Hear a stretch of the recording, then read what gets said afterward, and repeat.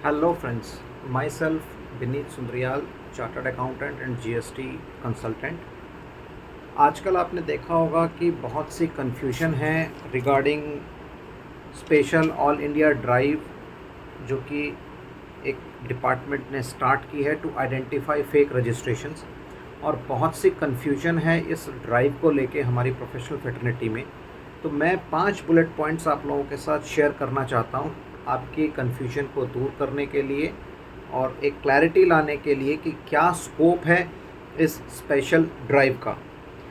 सबसे पहली बात, बुलेट पॉइंट नंबर 1, डिपार्टमेंट को इस ड्राइव के अंदर सिर्फ़ और सिर्फ फेक जीएसटी रजिस्ट्रेशंस को आइडेंटिफाई करना है और उन पे कार्यवाही करनी है।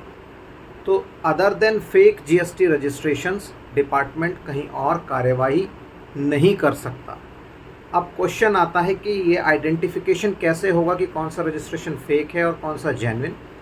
तो जो इंस्ट्रक्शन है उसके अंदर क्लियर लिखा गया है कि जीएसटी नेटवर्क जो है वो state authorities and central authorities को एक लिस्ट प्रोवाइड कराएगा based upon the data GSTN has, और उस डेटा के बेसिस पे कुछ पैरामीटर्स को फ्लैग करके, जैसे कि बहुत कम समय में बहुत ज़्यादा क्रेडिट को पास ऑन किया गया हो किसी रजिस्ट्रेशन के द्वारा, या अभी उस रजिस्ट्रेशन को वेरिफिकेशन नहीं हुआ, नए रजिस्ट्रेशन का आधार ऑथेंटिकेशन नहीं हुआ उस रजिस्ट्रेशन का, फिर भी बहुत बड़ी वॉल्यूम में उस रजिस्ट्रेशन में बिज़नेस किया गया हो।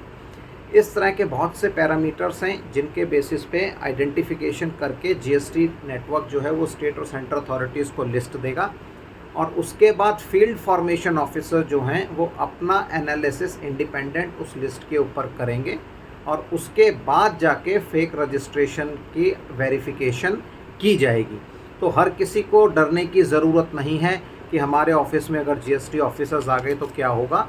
आपके ऑफिस में जीएसटी ऑफिसर्स नहीं आने वाले अगर आप नॉर्मल सिचुएशन में अपना बिज़नेस रन कर रहे हैं, क्योंकि बहुत कम विंडो अवेलेबल है जीएसटी ऑफिसर्स के पास जिस पीरियड में उन्होंने इस पूरे ड्राइव को कंप्लीट करना है।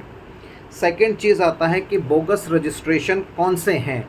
बहुत से मेंबर्स के बीच में मैं देख रहा हूँ कि कन्फ्यूजन है कि अगर नेम बोर्ड नहीं लगा तो क्या हमारा बिज़नेस बोगस हो जाएगा। तो नहीं, नेम बोर्ड एक कंप्लायंस है जो कि बिल्कुल पूरा होना चाहिए, बट अगर आपके प्रेमाइस पे नेम बोर्ड नहीं भी है तो भी इससे आपका रजिस्ट्रेशन फेक नहीं होता। या आपका ऑफिस, डिपार्टमेंट से कोई आपके ऑफिस विज़िट करने आता है और आपका ऑफिस बंद मिलता है, तो क्या इससे भी आपका रजिस्ट्रेशन फेक हो जाएगा? नहीं, इससे भी आपका रजिस्ट्रेशन फेक नहीं होगा। आपने रेजिडेंशियल एरिया में जो है अपना ऑफिस खोला हुआ है, या आपका जो क्लाइंट है, जो प्रोप्राइटर है या जो बिजनेसमैन है, उसकी क्वालिफ़िकेशंस बहुत कम हैं या वो वीकर सेक्शन से आता है, तो क्या ये पैरामीटर हो सकते हैं फेक रजिस्ट्रेशन के? नहीं, ये कोई भी ऐसा पैरामीटर नहीं है जिसके बेसिस पे किसी रजिस्ट्रेशन को फेक कहा जा सके। हाँ, ये एक सस्पिशन पैदा करते हैं कि अगर इकोनॉमिक वीकर सेक्शन का बंदा है या बहुत कम क्वालिफाइड सेक्शन पर्सन है, तो वो बहुत ज़्यादा टेक्निकल बिजनेस करने में एक डाउट है, या इकोनॉमिकली बैकवर्ड सेक्शन का बंदा है तो वो बहुत ज़्यादा amount of transactions purchase sale की कैसे अपने बिज़नेस से कर रहा है, ये एक जस्टिफाई करने का फैक्ट बेस काम है। बट खाली इन पैरामीटर्स के बेसिस पे किसी रजिस्ट्रेशन को फेक नहीं कहा जा सकता। फिर एक और क्वेश्चन मेरे पास आया आजकल के दिनों में कि एक मोबाइल नंबर एक से ज़्यादा रजिस्ट्रेशंस में यूज़ हुआ है या ईमेल आईडी यूज़ हुई है, तो क्या इससे हम रजिस्ट्रेशन फेक हो जाता है? इससे भी कोई रजिस्ट्रेशन फेक नहीं होता। सो तीसरा बुलेट पॉइंट जिसको मैं कवर करना चाहता हूँ, that is the natural justice. To make any inquiry in GST law and to conclude that action, at least department will have to follow the principles of natural justice.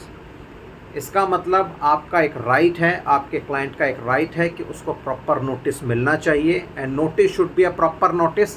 खाली कार्यवाही करने वाला लिपापोथी वाला नोटिस नहीं, एक प्रॉपर नोटिस जो fit definition complete करता हो नोटिस की, उसको मिलना चाहिए।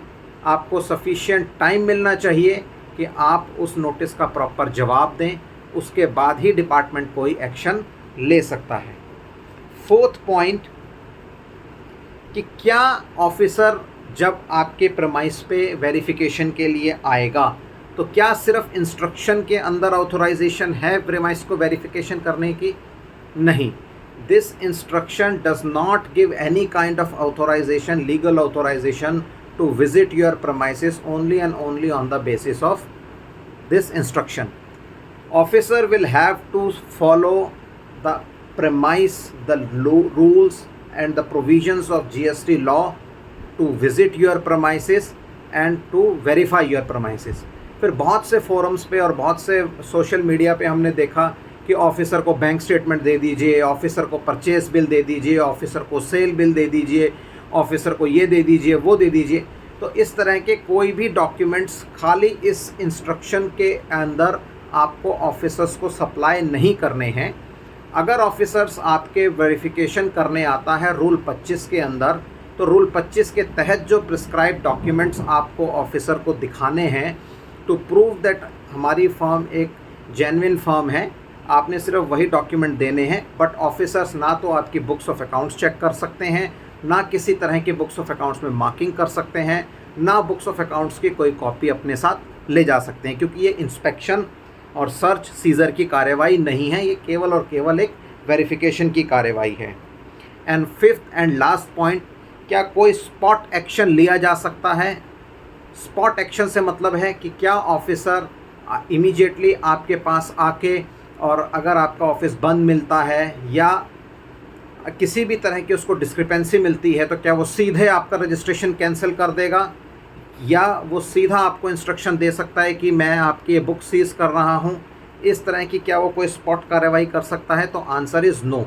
Officer is not authorize to do any kind of spot action on the basis of this instruction. Officer को नेचुरल जस्टिस को फॉलो करना पड़ेगा, उसको आपको प्रॉपर नोटिस देना पड़ेगा और वो प्रॉपर नोटिस का डिस्पोजल उसको करना पड़ेगा। Thank you friends for watching this video. अगर इससे रिगार्डिंग आपकी कोई भी क्वेरी है तो you can mail me at binitsundrayal@gmail.com, BINEETSUNDRIYAL@gmail.com. Thank you friends.